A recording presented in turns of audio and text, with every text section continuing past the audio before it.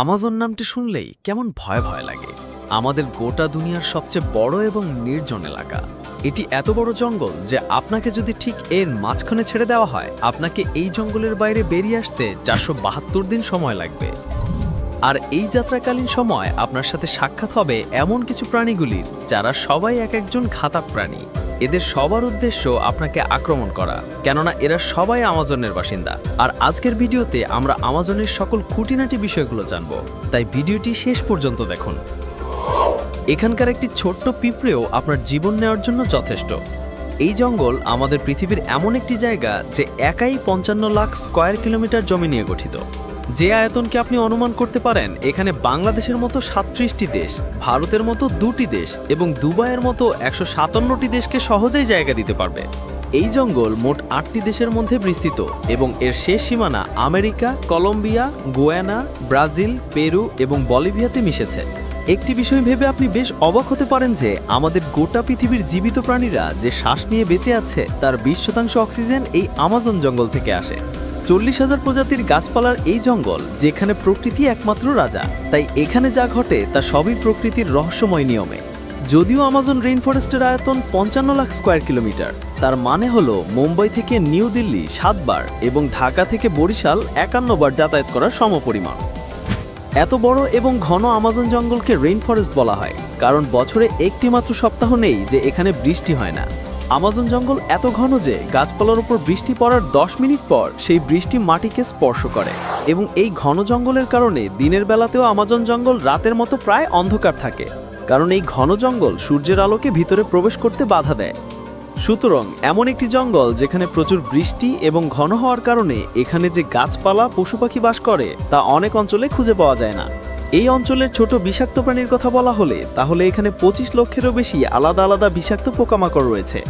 এই জঙ্গল বাইরে থেকে যতটা সুন্দর, এর ভেতরটা ততটাই ভয়ঙ্কর, কেননা এর মধ্যে যে কোনো সময় যে কোনো কিছু হতে পারে। এর মধ্যে যে ছোট বড় প্রাণীর বসবাস, এরা আপনার ধারণার চেয়েও অনেক বেশি ভয়ঙ্কর। যদি কোনো মানুষ ভুল করেও এই জঙ্গলে প্রবেশ করে তাহলে প্রথম এই জঙ্গলে তার সাথে দেখা হবে গ্রিন অ্যানাকোন্ডার। এই গ্রিন অ্যানাকোন্ডা দুনিয়ার সবচেয়ে লম্বা এবং বিষাক্ত সাপের প্রজাতি। এই সাপ 33 ফুট লম্বা এবং 250 কেজি ওজনের হয়ে থাকে, এবং এই সাপের সবচেয়ে ভয়ঙ্কর একটি দিক হলো এটি তার নিজের থেকে বড় একটি প্রাণীকে জীবিত গিলে ফেলতে পারে। আমাজন জঙ্গলে এরকম কতগুলি সাপ আছে তা এখনো পর্যন্ত কেউ নির্ণয় করতে পারেনি।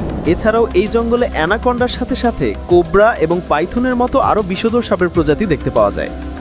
হাজারো মাইল লম্বা এই জঙ্গলে পৃথিবীর দ্বিতীয় বৃহত্তম নদী এবং জলের স্রোত অনুসারে পৃথিবীর প্রথম বৃহত্তম নদীর অবস্থান।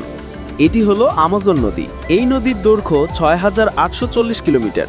গোটা আমাজন জঙ্গলে সারা বছর ধরে যতটা বৃষ্টি হয় সেই জল এই নদীর মাধ্যমে সমুদ্রে গিয়ে লেসে।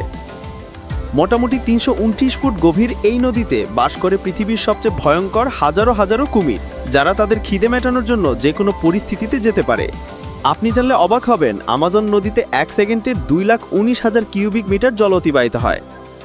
আর এই জলের পরিমাণ আপনি একটি অনুমানের সাথে করতে পারেন যে পৃথিবীর সবচেয়ে বড় swimming pool city star Sharm el Sheikh, যা ইজিপ্টে অবস্থিত, এই পুল আমাজন থেকে অতিবাহিত জল দ্বারা মাত্র 1 সেকেন্ডে পূরণ করা যেতে পারে। আমাজন নদী থেকে যতটা জল অতিবাহিত হয় সমুদ্রে মেশে, এই জলের পরিমাণ আপনি পৃথিবীর আরও 40টি নদীর জলের সাথে তুলনা করতে পারেন, যার মানে একটি নদীর জল 40টি নদীর সমান। আমাজন নদীতে মনুষ্য জগতের অনুপস্থিতির কারণে এখানে বেশ কিছু রেয়ার প্রজাতির প্রাণী দেখতে পাওয়া যায়, যার মধ্যে সবচেয়ে বিশেষ পিঙ্ক ডলফিন। মোটামুটি 9 ফুট লম্বা এবং 200 কেজি ওজনের এই ডলফিনগুলি অন্য সব ডলফিনের থেকে দ্রুত গতি সম্পন্ন, এবং এদের বুদ্ধি অন্যদের থেকে বেশি হয়ে থাকে কারণ এদের মস্তিষ্ক অনেক বুদ্ধিসম্পন্ন হয়ে থাকে। যদিও সমস্ত ডলফিন মানুষের সাথে সহজেই মিশে যেতে পারে, তবে আমাজন নদীর এই প্রাণীগুলি মানুষের উপরে আক্রমণও করে থাকে। এছাড়াও আমাজন জঙ্গলে এমন একটি নদী রয়েছে যার জল সব সময় ফুটছে। 6.5 কিলোমিটার দীর্ঘ জল থেকে ধোঁয়া নির্গত এই নদী আমাজনের সেই অংশে অবস্থিত যা পেরু দেশের মধ্যে পড়ে। এই নদীতে জলের তাপমাত্রা 90 থেকে 100 ডিগ্রি সেলসিয়াস, যেখানে যে কোনো খাবার রান্না করা যেতে পারে। গোটা বছর জুড়ে এই জল সিদ্ধ হয়ে চলেছে, কিন্তু এর কারণ এখনো পর্যন্ত কেউ জানে না।